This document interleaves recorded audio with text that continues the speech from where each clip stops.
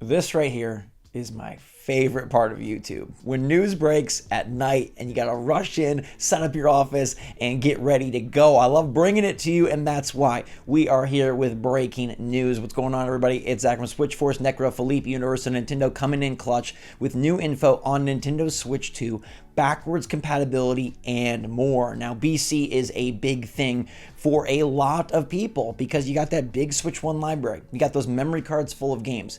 And we've heard back and forth about how Nintendo is going to handle this. There's been concern about them being able to make backwards compatibility work in a full capacity for Nintendo Switch 2. It's something very scary because we have a lot of Switch games, both physically and digitally. And there's been rumors back and forth of like, oh, only physical games will be backwards compatible, or only digital games will be backwards compatible.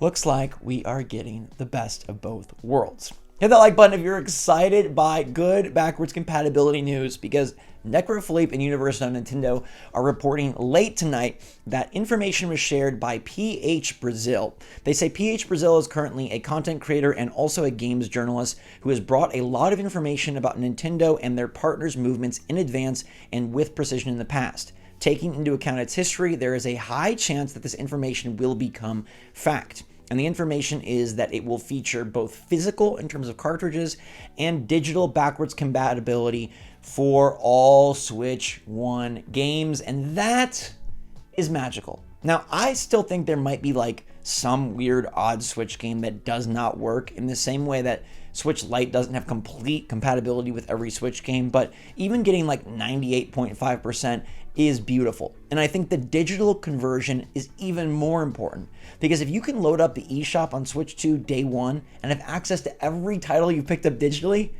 your console is instantly comfortable. Your console is instantly your console. That's huge. To be able to download Animal Crossing New Horizons, Mario Kart 8 Deluxe, Super Mario Bros. Wonder, and all the indies you've picked up from Hades to Dead Cells to Inscription and more, that's a major deal. And allowing for cartridges as well indicates that this thing is going to continue the surge of physical games. They will continue. It will have to have a physical slot if it has backwards compatibility for physical games, which is nothing but a good thing. It's only a good thing to have options. And if you don't want to play your old Switch games, if you don't want to go with cartridges, you don't have to. But having the selection, the option, is why Nintendo is number one in my book. They love to give players good stuff, and they're very committed in this transition to achieving a smooth conversion and ensuring that players are happy with them. Goodwill is maintained and the Switch 2 can become successful, not in spite of the Switch 1, but along with the Switch 1. Bring those players along. You can trade in your Switch 1, sell it, give it to a friend or brother or sister, because everything is going to work going forward. Honestly, backwards compatibility is the area where Nintendo could make the biggest mistake. We look at a company like Microsoft with their Xbox unveils, and they make many mistakes. They're often screwing up and misreading what the player base wants, anticipating the audience will be a little upset, but not too bad, and then the audience actually hates it. Nintendo has done some strange things in the past, but full backwards compatibility with Switch 1 will go down as one of their best decisions when it's officially confirmed. Now, this information also details a few other things, including the ability to improve current titles in the Nintendo Switch library for Switch 2.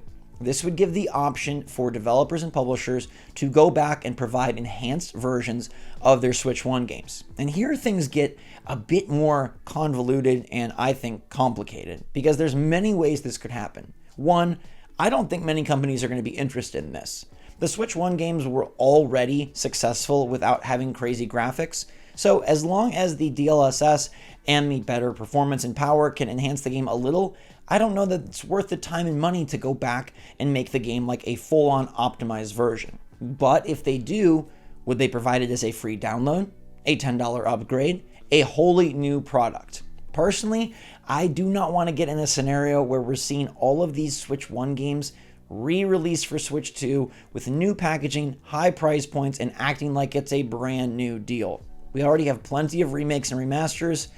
We do not need Switch 1 games to be remastered for Switch 2.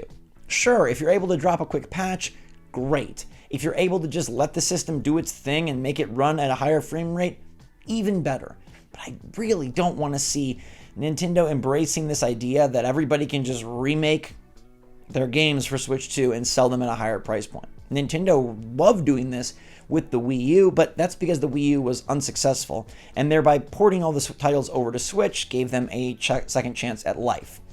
This would be just a money-grubbing move, and it would be trying to greedily take advantage of more new audiences and fill out your release calendars with tons of games that have already been put out. I'm all for giving the option to upgrade. I like that Nintendo would provide that potential, but I hope that it is done carefully, calculatedly, and cheaply. We don't need to go pay $10 to get a better Switch game, and I sure as heck hope that Nintendo allows all of their first-party titles to automatically just work and run better.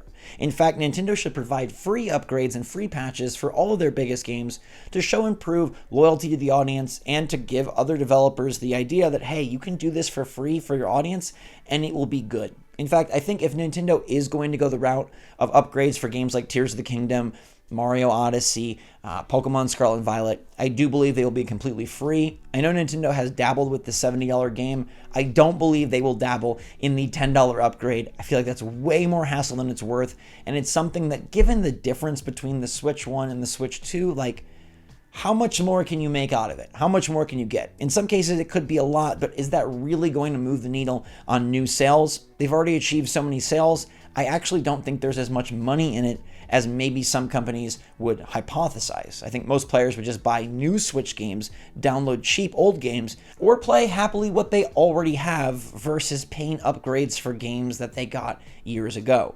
Now, Necrophilippe also reiterates his belief in the Nintendo schedule going forward, which would be a Nintendo Direct next week, a Pokemon Presents the final week of the month, and then a March reveal for Nintendo Switch 2.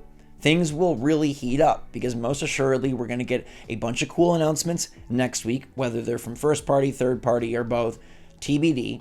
We're going to get Pokemon announcements at the end of the month, as there's currently no announced Pokemon games, and we definitely could be seeing cross-gen titles revealed in this Pokemon Presents. Even if they don't specifically say Switch 2, they probably will work and play on both systems.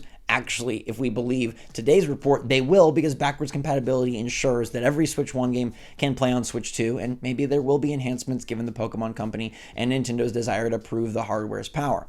Then we lead into a March reveal, which will assuredly have new announcements, or at least new teases, as shown in the last Nintendo Switch reveal, where 6 games were teased and shown off. I'm sure it'll be that many and more, and I personally think that Nintendo's reveal of the Switch 2 will be a lot more in-depth than the tease of the Switch 1. I think we're skipping the tease of the Switch 1 for the Switch 2 and going straight to, like, here's the product, here's the big games, here's what it can do, boom shakalaka. And that will be a brilliant couple of weeks. So the good news here is everything is aligning and everything is staying the course. So far, nobody's come out and said, nope, it ain't happening. And getting additional details like we got from Reuters today, a mainstream source talking about, oh, it is a custom NVIDIA chip. Leakers have said that forever, but now Reuters is saying it.